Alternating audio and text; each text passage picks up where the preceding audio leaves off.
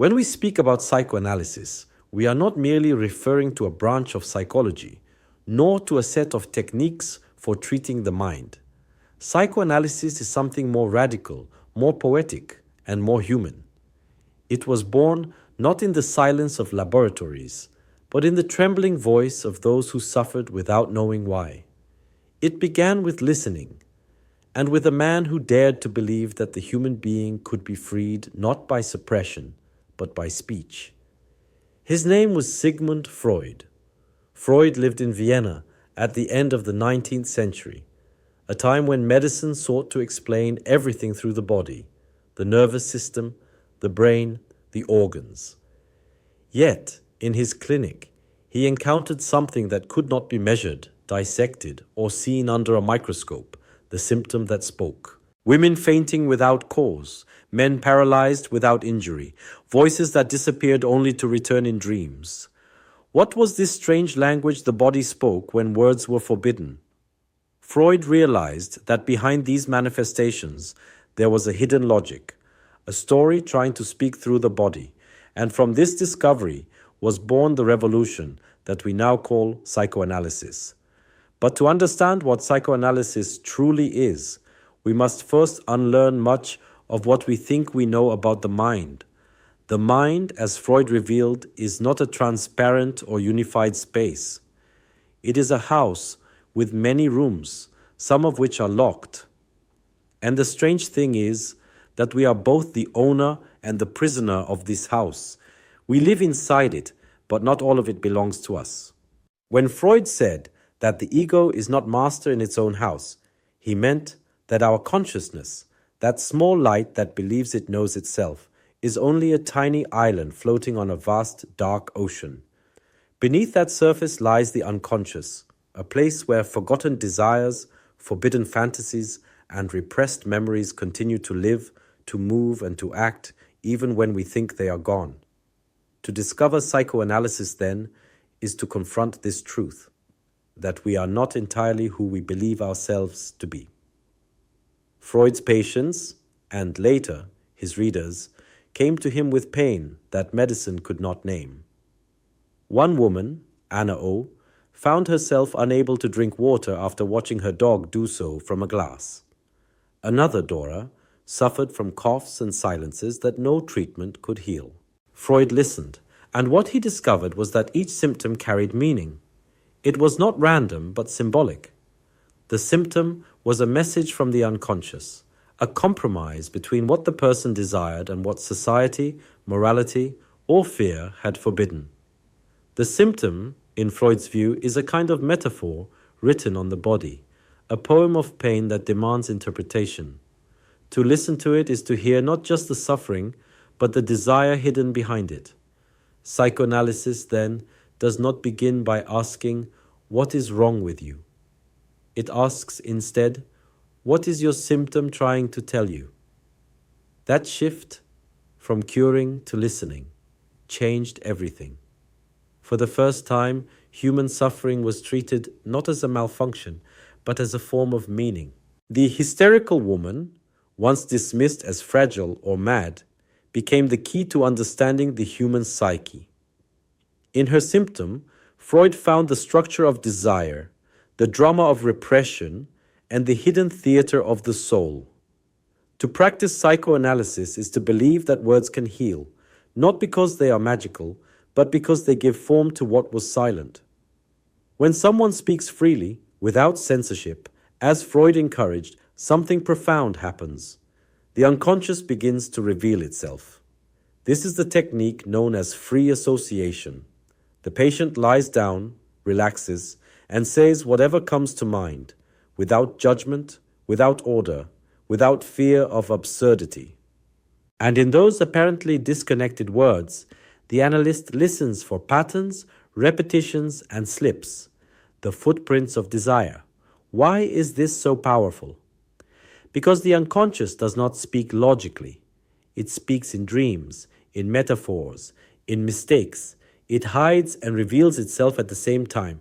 When we say one thing and mean another, when we forget a name at the exact moment it matters, when we dream of something impossible, these are not errors. They are revelations. The unconscious has its own grammar, and the analyst, like a poet, learns to listen to that strange language. But psychoanalysis is not only about discovering our inner conflicts, it is also about understanding why we repeat them. Freud observed that people do not simply suffer once, they suffer again and again, in similar ways, as if trapped in an invisible cycle. He called this the repetition compulsion. We choose the same kind of partner. We fall into the same disappointments. We recreate the same emotional wounds. And we call it fate.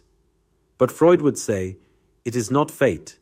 It is the unconscious repeating what was never resolved. Each repetition is an attempt to master the trauma, to give it a new ending. But until it is spoken, until it finds meaning, it returns. Thus, psychoanalysis is also a work of mourning, of giving words to what was lost, of naming the unnamed pain. In this sense, it is not a quick cure, but a slow awakening. It invites us to take responsibility for our own desire, to see how our suffering hides our truth. You might ask, how is this different from other forms of therapy? The answer lies in the position of the listener. In psychoanalysis, the analyst does not advise, correct, or comfort in the usual sense. He or she does not say, do this or don't do that. Instead, the analyst listens, not to the content of the words, but to their rhythm, their slips, their silences. Because in analysis, what matters most is not what we say, but what escapes our saying. The analyst becomes a mirror, but not a passive one. It is a mirror that reflects what the subject cannot yet see, the truth that hides in their own speech. Through this kind of listening, the patient begins to hear themselves differently, and that, Freud said, is where transformation begins.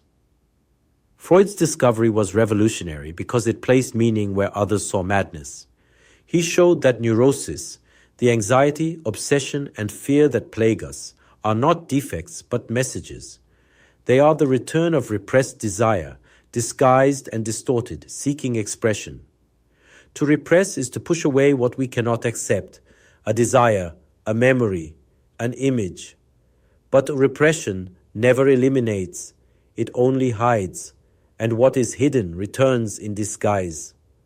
The more we try to silence it, the louder it speaks, through dreams, through slips of the tongue, through illness, through love. So psychoanalysis is not about erasing conflict.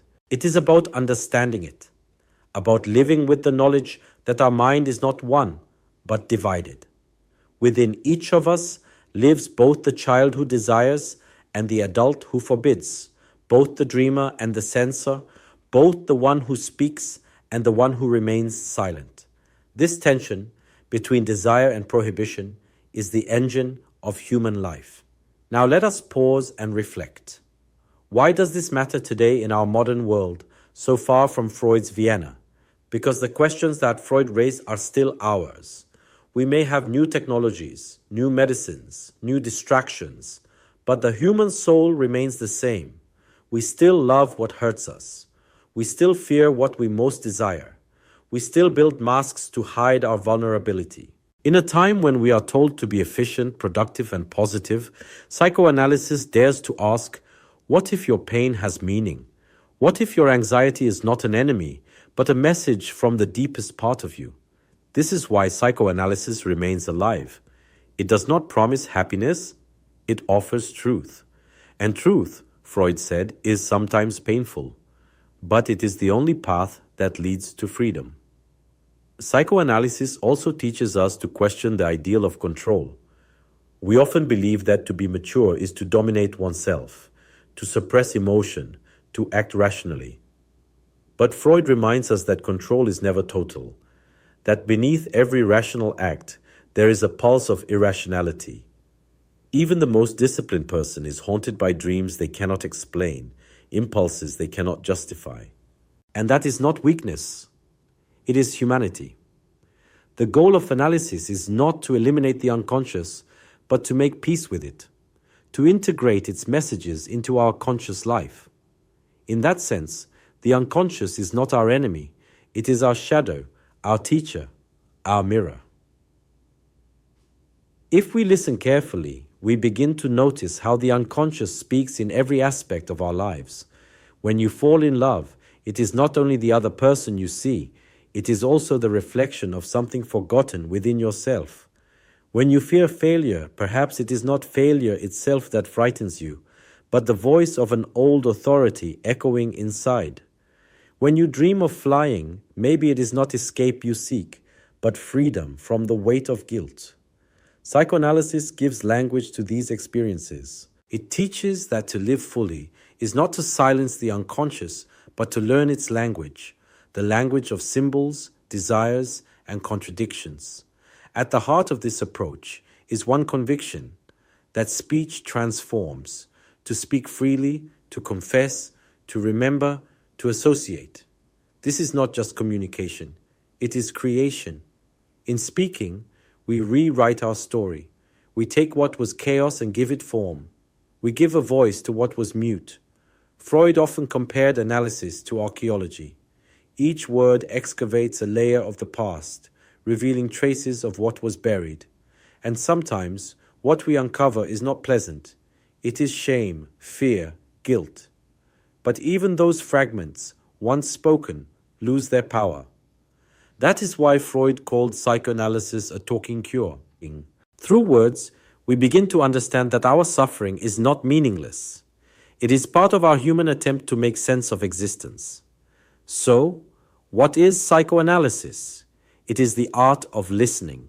Listening to the unconscious, to the silence behind words, to the truth hidden in desire. It is not a method for fixing people, but a path for understanding what makes us human. It begins with one person speaking and another listening, but within that simple act lies the possibility of transformation. To be listened to, truly listened to, is to feel that our pain is not absurd, that our story matters, and perhaps that is why psychoanalysis has endured for over a century, because it responds to a timeless question: why do we suffer? Not the kind of suffering that comes from hunger or cold, but the invisible suffering of the soul, the repetition of loss, the weight of guilt, the fear of love, the silence that surrounds desire. Freud's answer was that suffering is the price we pay for civilization. To live together, we must repress parts of ourselves, our aggression, our desire, our freedom. But what is repressed does not disappear. It turns inward, becoming anxiety, neurosis, or depression. To analyze is to bring that repression to light, not to destroy civilization, but to reconcile with our nature. As we move forward in this course, I invite you to listen differently, not only to me, but to yourself. Notice the small things, the words that slip, the dreams that disturb you, the emotions that return without reason. Each of them carries a message. Each of them is the voice of the unconscious, asking to be heard. You don't need to interpret everything or to find quick solutions. Just listen. Because the act of listening, Freud discovered, is already the beginning of healing. Psychoanalysis is not a science of certainty. It is a practice of humility. It teaches us that we are strangers to ourselves, but that in this strangeness lies our richness. The unconscious is not a dark enemy to be conquered. It is a hidden friend waiting for recognition.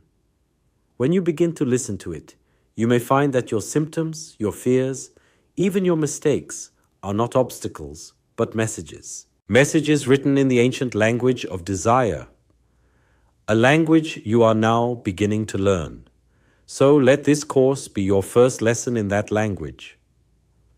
Welcome to the unconscious mind, a journey through psychoanalysis.